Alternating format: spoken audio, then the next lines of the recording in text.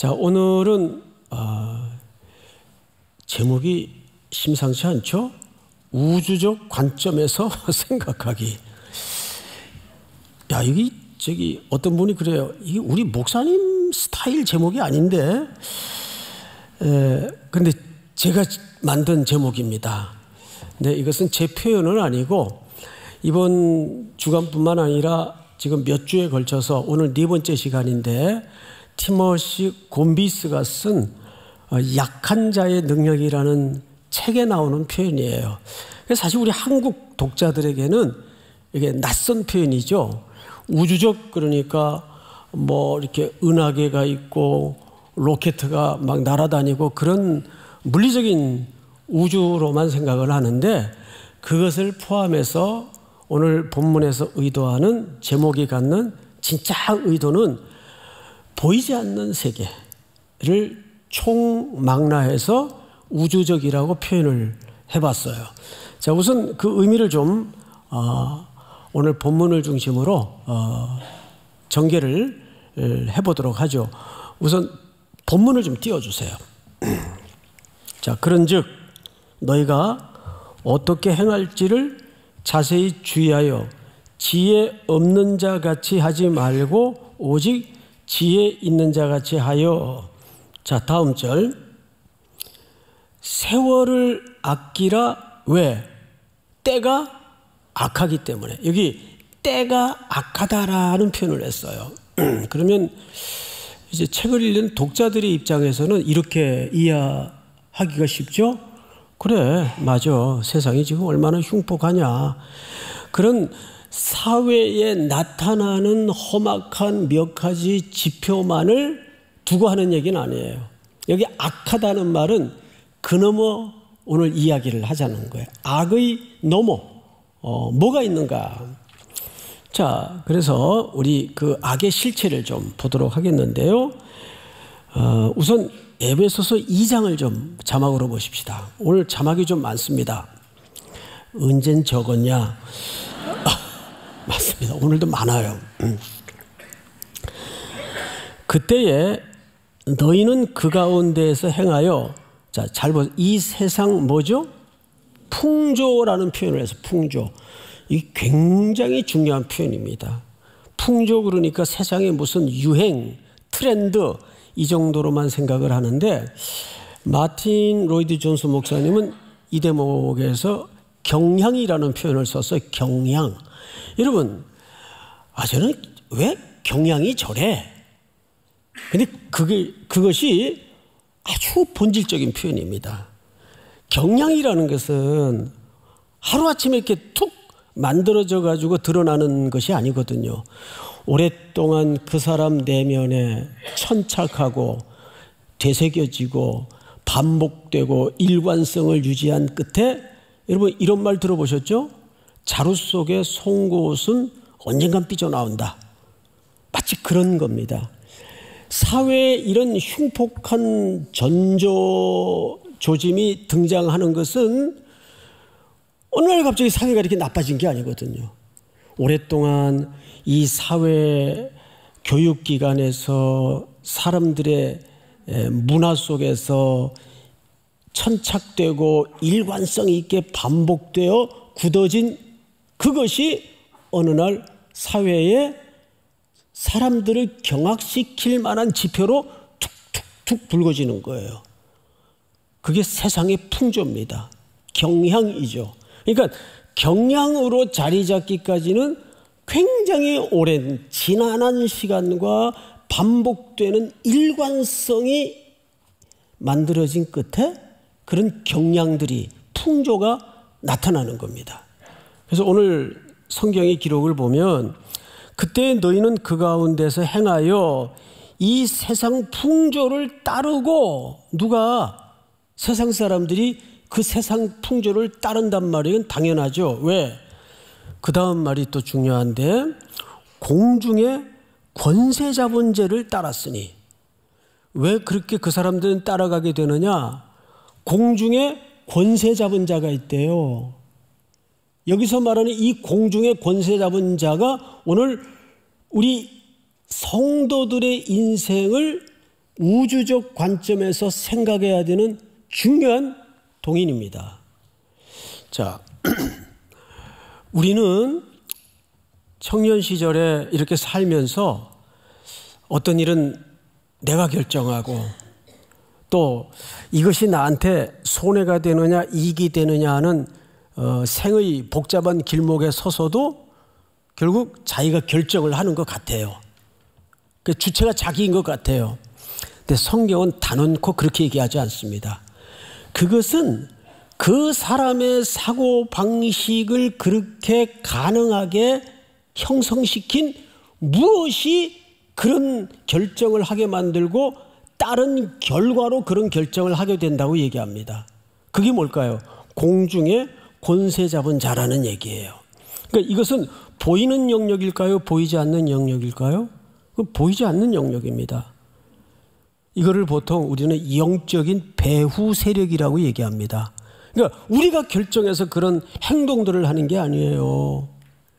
보이지 않는 공중에 권세 잡은 자가 우리 청년들의 일상 속에 수많은 구조물들을 쳐놔요. 덫들을 만들어 놔요.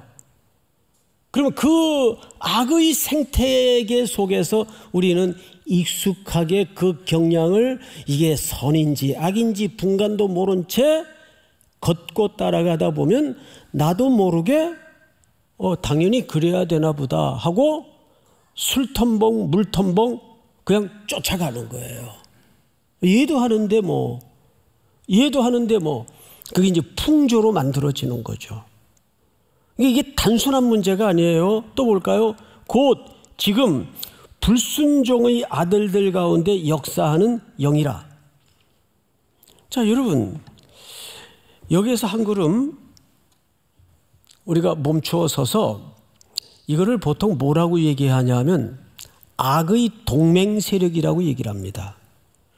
결국 세상은 하나님에 의해서 창조되었지만 악의 대표격인 사탄이라는 놈이 언어로 거짓말로 아담을 무너뜨리고 그 아담 속에 그 경향을 받은 인류는 타락이 되고 죄가 들어오고 죄의 삭은 뭐라 그랬어요? 사망이 들어왔어요. 그 인류가 가장 무서워하는 게 뭐죠? 죽음이에요. 사망이에요. 그래서 민수기 6장에 보면 나실인이 금해야 될 세 가지가 나오는데 지금 세 가지 다 얘기할 시간이 없고 첫 번째가 죽은 것에 시체에 손을 대지 못하도록 돼 있어요. 나실인이라는 말은 구별되어진, 헌신되어진 그 뜻이거든요. 그러니까 헌신이라는 것은 내가 무언가를 하나님 앞에 하는 게 헌신이 아니라 헌신은 존재론적인 설명이에요. 이미 우리는 예수 그리스도의 피로 구별되어지고 헌신되어졌습니다. 맞죠? 그러면 왜 헌신되어진 사람은 죽은 것에 시체에 손을 대지 않도록 되어 있는가? 왜 그럴까요? 시체는 뭐의 결과물입니까? 죽음의 결과물이에요. 죽음은 무엇으로부터 쫓아온 거죠? 사망. 이 사망은 누가 가져다 준 결과입니까? 사탄이 가져다 준 결과예요. 그래서 나실인이 죽은 것에 손을 대지 말아야 되는 굵은 메시지는 더 이상 그리스도의 피로 거듭난 하나님의 자녀는 죽음과 상관이 없다라는 메시지입니다. 선언입니다. 믿습니까? 이제 그 얘기를 조금 더 구체적으로 후에 할 텐데 어쨌든 그때에 너희는 그 가운데 행하여 이 세상 풍조를 따르고 공중의 권세 잡은 자를 따랐으니 곧 지금 불순종의 아들들 가운데 역사하는 영이라. 이 집단을 뭐라 그런다고요? 악의 동맹 세력입니다. 이게 공중의 권세 잡은 자의 동맹 세력이에요. 그들이 이 세상에 수많은 덫들을 놔요. 탐욕에 묶이게 만들고 중독에 묶이게 만들고 성적인 쾌락에 묶이게 만들어서 여러분 여기 한번 묶여지면 자기 스스로의 힘에 의해서 빠져나올 수 있을까요? 없을까요? 절대 빠져나올 수 없습니다. 그래서 우리 안에는 왜 못 빠져나오냐 하면 우리의 의지나 훈련이나 노력으로 안 되는 이유가 내 안에 선한 것이 없어요. 이게 성경의 진단이에요. 우리 안에 선한 것이 없잖아요. 우리는 수백 번 결심을 하고 먹은 것을 도로 주워 먹고 넘어져서 10번 넘어지면 그때 깨닫는 게 하나 있어요. 난 11번째 또 넘어진다. 이걸 깨닫는 것뿐이에요. 그래서 내 안에는 그것을 구원할 만한 실력이 안 돼요. 너무 절망적이잖아요. 어떻게 하면 좋겠어요. 그래서 로마서 3장에서는 뭐라 그래요? 하나님의 한 의가 나타났다. 모든 사람이 죄를 범하였음에 하나님의 영광에 이르지 못하더니 하나님의 한 의가 나타났어. 그 의가 누굽니까? 그리스도. 그래서 우리의 구원은 내부적인 수양이나 함양, 함의로 오는 게 아니라 외부로부터 오는 거예요. 그 원인이 예수 그리스도를 얘기합니다. 믿습니까? 그래서 구원은 하나님의 선물이라는 이유가 거기에서 나오는 거예요. 자, 다음 구절을 좀 볼까요? 에베소서 6장으로 넘어가죠. 여기 잘 보세요. 우리의 씨름은 혈과 육을 상대하는 것이 아니요 통치자들과 권세들과 이 세상의 이 어둠의 세상 주관자들과 하늘에 있는 악의 누구를? 영들을 상대함이라. 여러분, 우리는 오늘 이 사부 예배 시간에 이 감각을 깨워야 돼요. 이제 곧 6.25가 다가오고 있죠.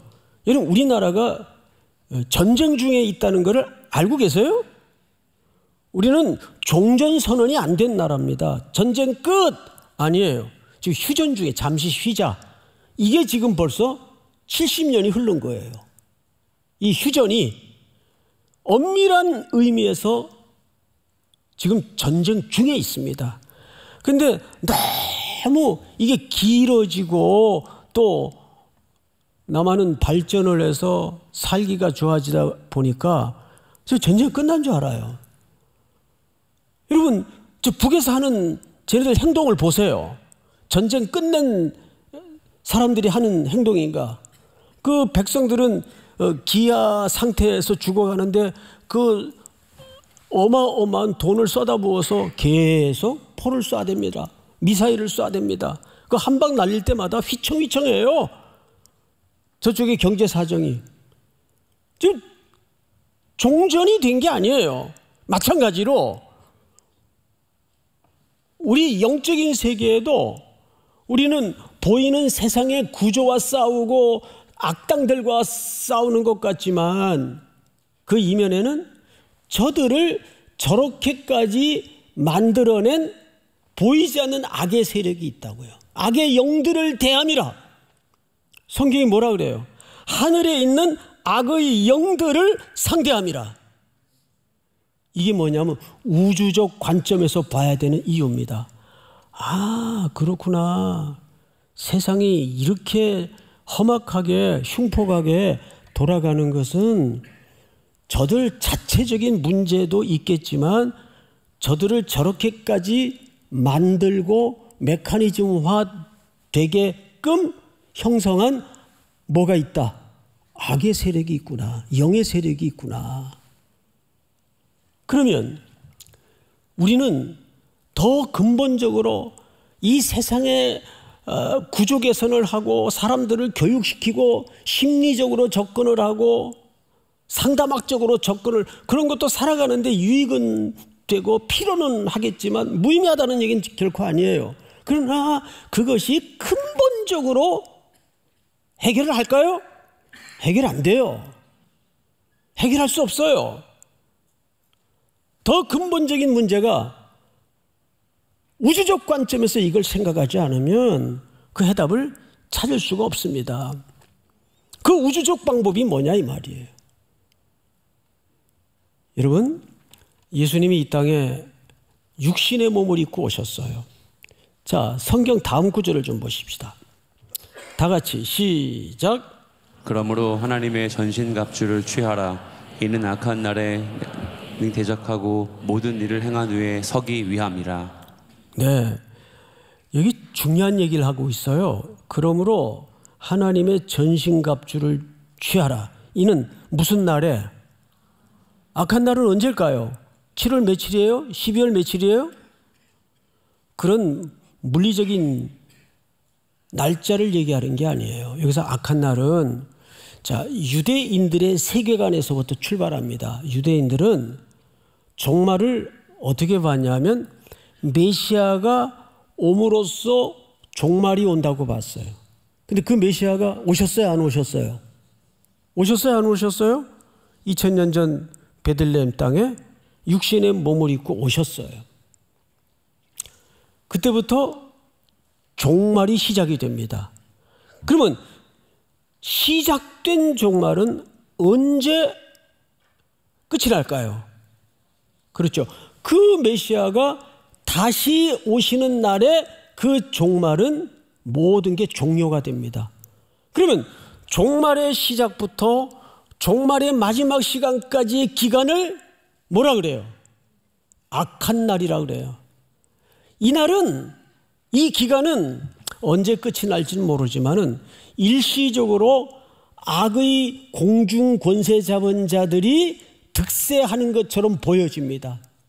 거기에 여러분들의 청춘의 삶과 교회가 일상 속에 얹어져 있어요. 자, 순탄할까요? 힘들까요? 당연히 힘들죠.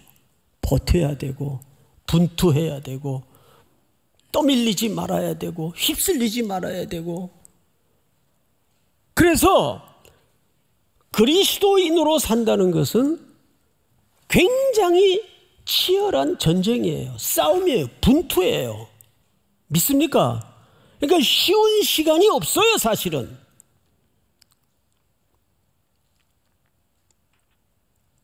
그러면 이런 세상을 그럼 언제까지 살아야 되나? 취직도 잘 안 되고. 여러분들은 지금 보니까 다 일청 같은데 이건 사회적 멘트라는 거를 잊어서는 안 됩니다. 네. 일청 맞죠? 네. 뭐 얼굴은 이청인데 3부 때 우리 일청들이 만나요? 뭐 잘 지금 왔다 갔다 해서 모르겠어요. 어쨌든 어느 시기가 제일 편했나라고 가끔 어리석은 인간들이 물어요, 저한테.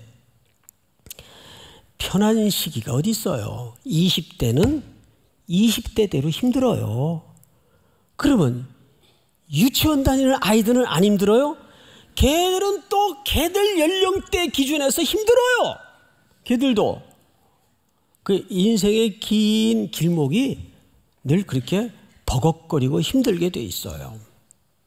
어떤 문제이든 마찬가지예요. 근데 오늘 에베소서 6장 13절에서 뭐라 그러죠? 이렇게 돼 있어요. 그러므로 하나님의 전신갑주를 취하나 이는 악한 날에, 악한 날은 어떤 특정한 어느 날을 얘기하는 게 아니라 지금을 얘기하는 거예요. 너희가 능히 대적하고, 여기 계속 무슨 개념을 동원하죠? 바울이 전쟁의 개념을 동원해요. 대적하고 모든 일을 행한 후에 서기 위함이라. 자, 이제 걷어도 되겠습니다. 로마서 7장을 한번 띄워주세요. 만일 내가 원하지 아니하는 그것을 하면 이를 행하는 자는 내가 아니요 내 속에 거하는 놀랍게도 뭐니라? 죄. 그러니까 우리가 누구에 지금 끌려다니는 거죠? 죄에 끌려다니는 거예요. 그래서 이 죄를 매일매일 썰어내지 않으면 이거는 지독한 찰거머리 같아서 점처럼 안 떨어집니다. 여러분, 거머리한테 물려본 적 있나요? 저는 대구에서 어린 시절을 보냈는데 겨울가에서 형들 따라갔다가 그때 다 고무신 신고 다닐 때예요. 그러면 종단지 같은데 시커먼 거머리가 들러붙어요. 그러면 여러분 뜨끔하면서 일단 생긴 것부터 징그럽고 겁이 나잖아요. 어린애가. 그러면 막 울어요. 그러면 형들이 고무신 짝을 벗어가지고 거머리 떼려고 막 제 종단지를 막 후려 팹니다. 예? 그러니까 겹으로 아파요. 근데 걔들이 아유 아파 그러면서 떨어져 나갑니까? 안 떨어져 나갑니다. 언제 떨어져 나가냐면 피를 보고 떨어져 나갑니다. 이게 죄의 무서운 속성이에요. 그래서 죄라는 것은 누가 조종을 하냐면 어둠의 권세, 공중의 권세 잡은 자, 이 악의 동맹 세력이, 그러니까 우주적 관점이라는 것은 영적인 선악의 세계가 있다는 거예요. 하나는 사탄의 세계, 하나는 하나님의 나라의 영역에 힘이 매 순간마다 우리의 그 구체적인 삶 속에서 충돌을 한다는 거예요. 그러니까 여러분들이 일상을 살면서 어떤 삶의 내용들을 결정하거나 따를 때 항상 뭘 생각해야 돼요? 우주적 관점에서 생각을 해야 돼요. 이게 내가 또 사탄에 그 조롱당하는 건 아닌가? 이게 옳은 판단인가? 내 이 결정이 과연 하나님이 기뻐하실까? 이 뭐 대단한 걸 하라는 게 아니에요. 우주적이라는 표현을 쓰니까 그런 표현이 아니고 뭐예요? 항상 모든 소소하고 사소한 일상의 문제까지를 영적으로 생각을 할 수 있는 관점, 이거를 보통 우주적 관점이라 그러는 겁니다. 이거 우주적 그러니까는 뭐 이렇게 허공에 로켓가 왔다 갔다 하는 그런 우주만을, 그것도 우주라고 하죠. 그런 우주만을 얘기하는 게 아니에요. 성경에서는 본질적으로 보이지 않는 하나님의 세계가 있다. 하나님이 세상을 창조하실 때 보이는 것도 창조하셨지만 창세기에 보면 보이지 않는 것도 만드셨어요? 안 만드셨어요? 만드셨단 말이에요. 보이지 않는 것도. 그러니까 보이지 않는 세계의 주권자도 누구십니까? 하나님이란 말이죠.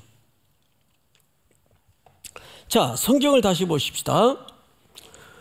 로마서 7장 보시면 만일 내가 원하지 아니하는 그것을 하면 이를 행하는 자는 내가 아니요 내 속에 거하는 죄니라, 이렇게 되어 있어요. 그리고 이 죄는 인류에게 뭘 가지고 윽박지르냐 하면 죽음을 가지고, 사망을 가지고 윽박질러요. 사람들이 제일 겁먹고 무서워하는 게 뭐죠? 사망이에요. 죽음이에요. 죽음 앞에 다 벌벌 떨어요. 이 죽음의 문제를 어떻게 들이미는가 한번 보십시다. 우리 성경을 좀 띄워주세요.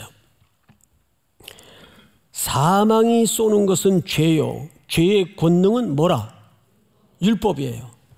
율법이라는 잣대를 들이대고, 야, 너 이러고도 3.1교회 간사야? 야, 너 웃기지 마. 너 이러고도 3.1교회 목사야? 그러면 제일 먼저 우리 속에 파고드는 심리적 현상이 뭐예요? 자책감과 정죄감이에요. 여기에 다 쫄아들고 무너지는 거예요.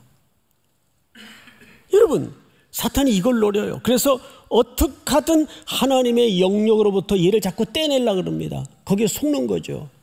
그래서 신앙생활을 가장 방해하는 게 정죄감이고 자책감입니다. 오히려 좀 극단적으로 얘기해서 신앙생활은 뻔뻔스러운 게 도움이 됩니다. 그래, 나 이 정도밖에 안 돼. 그래서 교회 나가는 거야. 그래서 내가 오늘도 예수님의 보혈의 공로를 의지하기 위해서, 주님의 보혈의 공로가 없으면 난 한 호흡자락도 숨을 쉴 수가 없어. 뭐 잘못됐어? 이 정도 가야 돼요. 이해가 잘 안 돼요, 여러분? 내가 자꾸 거기에 정죄감에 넘어지고 자책감에 무너지면 예수 그리스도를 십자가에 2번 못 박는 행동이에요. 예수님의 십자가의 구원은 영원히 단번에 이루어진 사건이기 때문에 그 십자가의 구속의 은혜는 여러분들의 행동 여부에 따라서 변경되거나 취소되거나 유보되지 않아요. 믿습니까? 예? 그래도 그건 2000년 전 사건인데 이런. 자, C.S. 루이스의 개념 설명을 빌려서 한번 물어보십시다.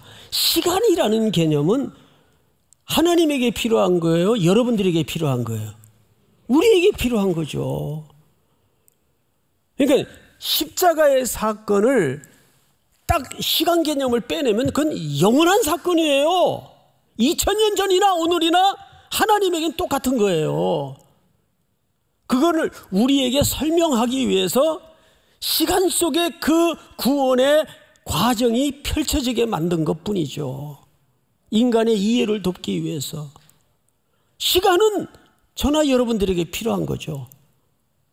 그래서 2000년 전이든 그 이전에 약속이던 하나님의 구원의 계획은 영원히 단번에 이루어진 사건이에요. 어디서?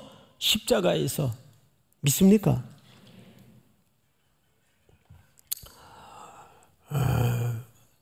예수님이 육신의 몸을 입고 이 땅에 오셨어요. 자, 마저 읽어볼까요? 57절. 우리 주 예수 그리스도로 말미암아 우리에게 승리를 주시는 하나님께 뭐하노니? 감사하노니. 다음 절 시작. 그러므로 내 사랑하는 형제들아, 건실하여 흔들리지 말고 항상 주의 일에 더욱 힘쓰는 자들이 되라. 이는 너희 수고가 주 안에서 헛되지 않을 줄 알미라. 사도 바울이 뭐라 그래요? 오늘 같은 성도들의 그 비슷한 생각을 가진 사람들이 2000년 전에도 있었던 것 같아요. 그러므로 내 사랑하는 형제들아, 견실하며 흔들리지 말고 항상 주의 일에 더욱 힘쓰는 자들이 되라. 흔들리는 사람들이 있어요. 구원의 문제에 대해서. 내가 이러고도 하나님의 자녀일까? 난 이쪽이 아닌가 봐. 흔들려요. 자, 그런데 우리가 성경 한 구절을 좀 더 보십시다. 히브리서 2장 띄워주세요.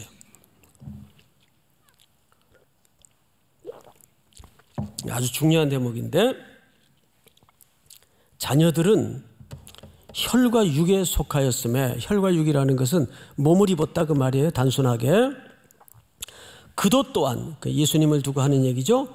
같은 모양으로 혈과 육을 함께 지니심은 죽음을 통하여 죽음의 세력을 잡은 자, 곧 마귀를 어떻게 하시며 또 죽기를 무서워함으로 한평생 매여 종노릇하는 모든 자들을 놓아 주려 하심이니. 자막을 좀 그대로 두십시오. 예수님이 우리와 똑같은 혈육을 입으시고 이 땅에 오셨어요. 그리고 이제 일상 속에서 자라시다가 30즈음에 예수님이 공적인 구원의 사역을 위해서 40일 금식을 하셨습니다. 배가 많이 줄이셨겠죠. 왜? 우리와 똑같은 성정을 가진 분이시기 때문에 허기지셨어요. 배고프셨어요. 이때 사탄이 제일 먼저 예수님에게 들이밀었던 시험 도전장이 뭐였습니까? 이 돌들을 명해서 떡덩이를 만들라. 여긴 두 가지 의미가 있어요. 그것이 왜 예수님에게 시험이었나? 만약에 송태근한테 내가 40일 굶었는데 이거 너 정말 목사면 여기 많은 청년들도 쳐다보고 있는데 네가 정말 그런 하나님의 종이면 이거 떡떡이 한번 만들어봐. 그러면 저한테는 그게 전혀 시험이 안 돼요. 왜? 어차피 못하는데. 그렇잖아요. 난 못해요. 그럼 그걸 뒤집어서 한번 생각해 보라고요. 그 왜 예수님에게 이게 시험이었지? 그렇지. 할 수 있으니까 시험이에요. 여기에 사탄의 그 첫 번째 시험에 신학적 싸움이 걸려 있어요. 신학적, 그러니까 굉장히 어려운 문제 같은데 전혀 어려운 문제가 아니고 아주 깊은 문제가 감춰져 있어요. 우선 사탄의 입장에서 생각을 해보자고요. 예수님에게 제일 사탄들이 두려워하는 게 뭔지 아세요? 사탄이 두려워하는 게 예수님이 하나님의 아들로서 떡을 만드는 게 두려운 게 아니에요. 자기를 철저히 비워내시고 절제시켜서 온전한 인간으로 수치와 모욕을 겪으면서 십자가에 죄 없으신 분이 돌아가시면서 죽으시면서 뭐예요? 대속의 죽음을 죽고 우리 죄를 소멸하시는 것을 제일 두려워해요. 그런데 만약에 예수님이 이 땅에 보내신 본분과 목적을 잊어버리고 얘들 봐라, 날 뭘로 보고 엄마 내가 그래도 하나님의 아들이다, 내가 신적인 존재다, 이런 거 못할 줄 알고 그리고 딱 돌멩이를 떡 만들어 가지고 하시면 예수님은 폼이 나겠지만 성육신의 원칙은 무너지는 거예요. 그러니까 가장 사탄이 이걸 두려워했어요. 그래서 떡 만들어 와. 그래서 예수님, 온전한 인간이신 예수님을 신적인 아들로 신분을 바꾸게 하는 신학적 도전을 한 거예요. 예수님 할 수 있죠? 그렇지만 그거를 참고 유보해서 자기의 모든 신적인 힘을 내려놓고 오로지 온전한 인간으로서 십자가에 죽으심으로써 죽으실 때 우리 죄를 다 끌어안고, 그래서 갈라디아서에서 뭐라 그랬어요? 우리가 십자가에 누구와 함께 못 박혔다 그랬어요. 그 그리스도와 함께 십자가에 못 박힐 때 우리의 죄가 함께 죽었어요. 죄가 죽으니까 어떻게 되는 거예요? 사탄의 계획이 결정타를 입는 겁니다. 무너진 거예요. 이거는 단순한 싸움이 아니에요. 신학적 싸움이에요. 그리고 예수님은 가장 무능력해 보이고 가장 부끄러워 보이고 가장 수치스러워 보이던 그 약한 모습으로 십자가에 죽으심으로 저희들을 다 택한 백성들을 끌어안으시고 대속의 사역을 이루신 겁니다. 여기에서 사도 바울이 눈이 열어진 거예요. 예수님을 다메섹에서 만나기 전까지는 예수님마저도 육신을 따라 이해했다고요. 어떻게 나무에 달려 죽는 사람이 하나님의 아들일 수가 있어? 그건 말이 안 돼. 왜? 율법에 그렇게 나와 있거든요. 누구보다도 율법을 열광적으로 준수하던 사람이 바울이었으니까. 그러니까 예수님마저도 육신을 따라 생각했단 말이에요. 그런데 그 부활의 주님을 제대로 만난 이후에 개안이 되고 눈이 열어지면서 왜 예수님이 가장 무능력해 보이고 가장 부끄럽고 가장 처참한 모습으로 십자가에 죽으셔야만 했는가, 그 원리에 눈이 열어지자 내 모든 자랑할 수 있었던 세상의 자랑들을 다 배설물로 여기겠다. 오직 내 약함만 자랑하고 십자가의 능력만 내 인생의 자랑이다. 뒤집어지는 거죠. 오늘 우리는 여기에 눈 열어지지 않으면 안 됩니다.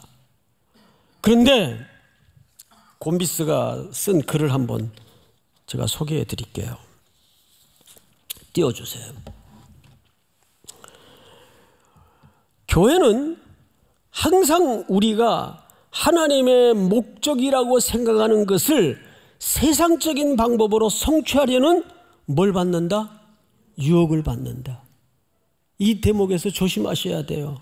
말은 하나님의 영광이고 그분을 위해서 한다고 하는데 거기에 이르기까지의 모든 과정은 전부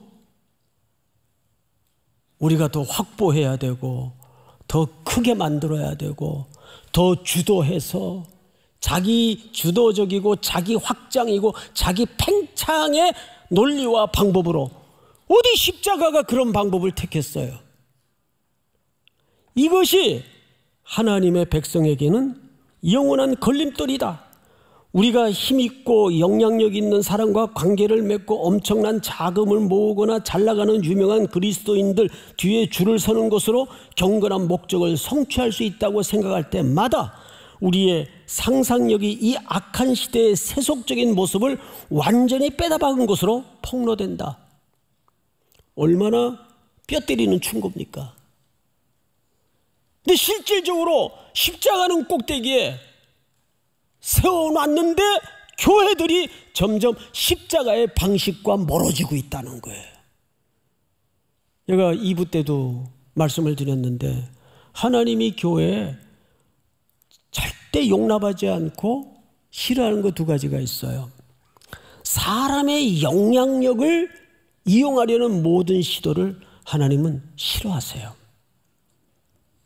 2번째는 규모와 크기와 세력으로 일하려는 모든 시도를 싫어하세요. 이게 자기 확장이고 자기 주도적이고 이건 세속적인 방식이에요. 십자가의 방식이 아니에요. 다음, 교회는 오랜 세월 동안 계속해서 하나님의 목적을 어떻게든 이루고 싶은 마음에 정치 권력과 손을 잡으려는 유혹의 먹잇감이 되어왔다. 선거철 돼봐요. 이제 총선 대선 앞두면 그 명망가들 이름 있는 정치인들 교회 돌아다니라고 장난 아닙니다. 와서 뭐 광고를 해달라고 그러고 좀 소개를 해달라고 그러고 그러면 제가 딱 한 글자로 대답을 해요. Nope. Nope. 광고도 안 해줘요. 그래서는 안 되고. 얘가 정치 공세의 장이 돼서 되겠어요? 또 그런 분들은 이렇게 작은 교회는 안 가요. 큰 교회들만 찾아다니면서. 왜? 수가 많잖아요, 일단. 청년들도 많고. 저는 이 티모시 곤비스라는 이 신학자가 학자인데도 불구하고 이 목회 현장에 대한 이런 깊은 성찰을 실용주의 신학이 주류인 미국에서 어떻게 관찰을 했는지 놀라울 정도예요. 미국 교회가 뭐 다 그런 건 아니지만 대체적으로 그렇단 말이에요. 자, 우리 에베소서 2장을 한번 좀 띄워주실까요? 성경을 좀 보십시다. 에베소서 2장. 전에는 우리도 다 그 가운데서 우리의 육체의 욕심을 따라 지내며 육체와 마음에 원하는 것을 하여 다른 이들과 같이 본질상 진노의 자녀이었더니. 자, 골로새서 2장으로 넘어갑니다. 또 범죄와 육체의 무할례로 죽었던 너희를 하나님이 그와 함께 살리시고 우리의 모든 죄를 사하시고. 다음 절. 우리를 거스르고 불리하게 하는 법조문으로 쓴 증서를 지우시고 제하여 버리사 십자가에 못 박으시고. 15절 다 같이 시작. 통치자들과 권세들을 무력화하여 드러내어 구경거리로 삼으시고 십자가로 그들을 이기셨느니라. 네, 통치자들과 권세들을 어떻게 했다고 되어 있어요? 무력화시켰다고 되어 있어요. 그리고 뭘로 그들을 이기셨어요? 십자가. 십자가. 제가 그 평생의 척추 같은 성경 구절이 하나 있는데 디모데후서 2장 15절 말씀이에요. 제가 학부를 졸업할 마지막 종강 시간에 마지막 수업으로 들어오셨던 교수님이 그분도 은퇴를 하시는 마지막 수업이었고 저희도 대학 4년을 떠나는 마지막 수업 시간이었어요. 자네들도 떠나야 되고 나도 이젠 떠나야 되는데 무슨 말로 인사를 마름할까. 그리고는 이렇게 짙어진 가을 야산을 쳐다보시면서 성경 한 구절을 암송해 주셨어요. 너는 진리의 말씀을 옳게 분별하며 부끄러울 것이 없는 일꾼으로 인정된 자로 자신을 하나님 앞에 드리기를 힘쓰라. 거기 자신을 하나님 앞에 드리기를 힘쓴다는 말은 놀랍게도 헬라어를 보면 파리스테미, 제의적 용어입니다. 그 뜻을 해석하면 이렇게 돼요. 재물을 잡아서 죽여드리다, 그 뜻이에요. 재물을 잡아서 죽여드리다. 이거를 거칠게 좀 번역을 하면 이런 뜻이 됩니다. 처분에 맡기다. 여러분, 재물이 드려지기까지는 일단 가장 큰 대전제가 뭐예요? 죽어야 돼요. 죽어야 재물로서의 가치가 드러납니다. 맞죠? 그런데 교회 안팎에 보면 재물이 막 살아 펄펄 뛰어다녀. 예? 그건 재물 아니죠.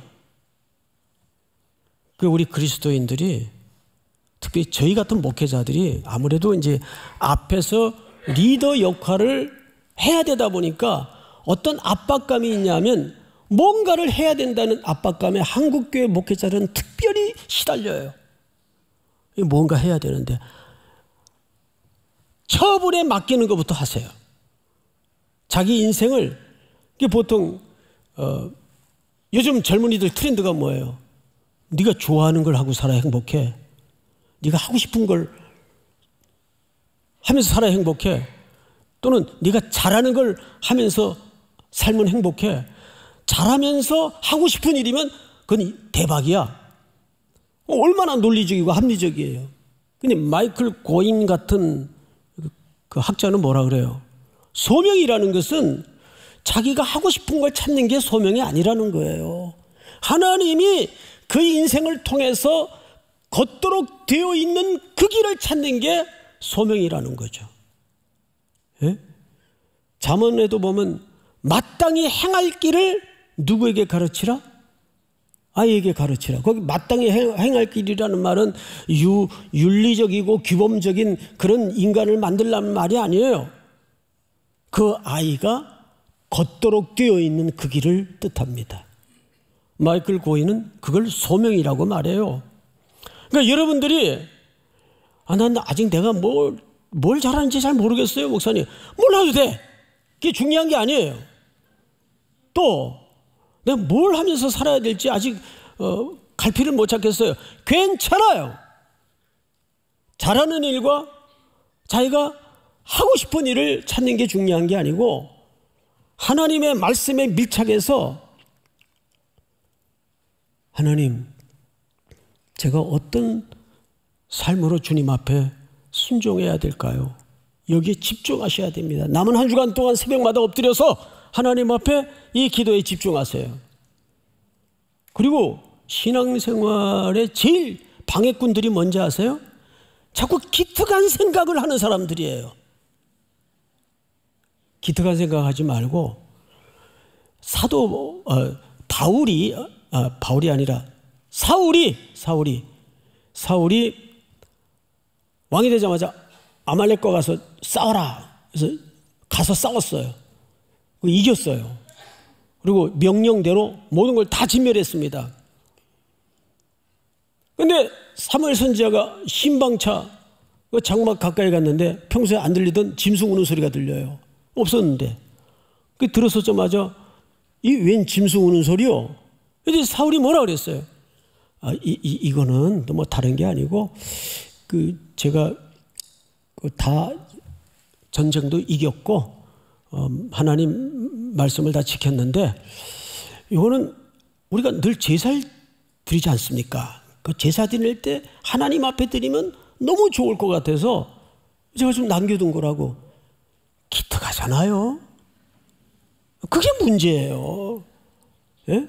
그 기특한 생각을, 그러니까 신앙은 내 기특한 생각을 하는 게 중요한 게 아니라 너희가 하나님께 열심은 있으나 지식을 쫓은 것이 아니라 사도 바울이 자기의 과거를 두고 하는 얘기예요. 자기가 그랬단 말이에요.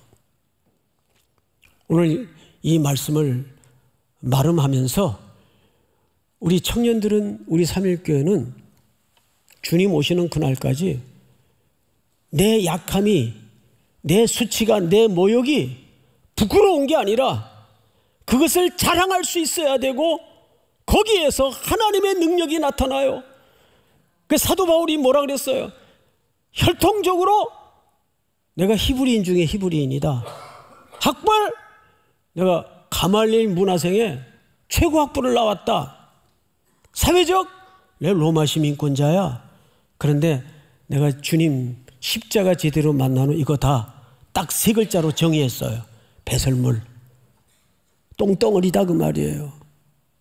나는 십자가만 자랑하겠다. 그분이 왜 그 치욕과 모욕과 부끄러움을 뒤집어 쓰고 죽으셨는지 그 방식대로만 살기로 했다. 그래서 그의 서신을 읽어보면, 그의 기록을 읽어보면 도망간 얘기, 감옥에 갇혀서 남이 위문품 받아먹고 기뻤다 이런 얘기, 이거 전부 다 사도 바울이 그것을 변화 이후에 자랑으로 삼습니다. 할렐루야. 오늘 이 원리가 여러분 청년의 시기에 깊은 원리로 자리 잡기를 축원하고 축복합니다. 다 일어나십시다.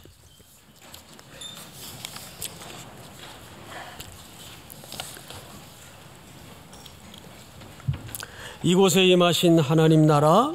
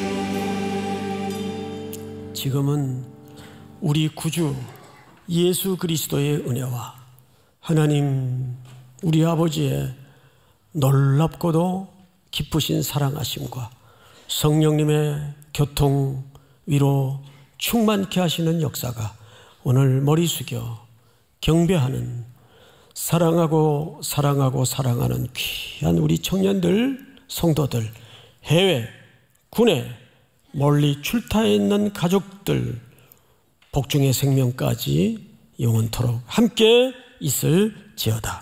아멘.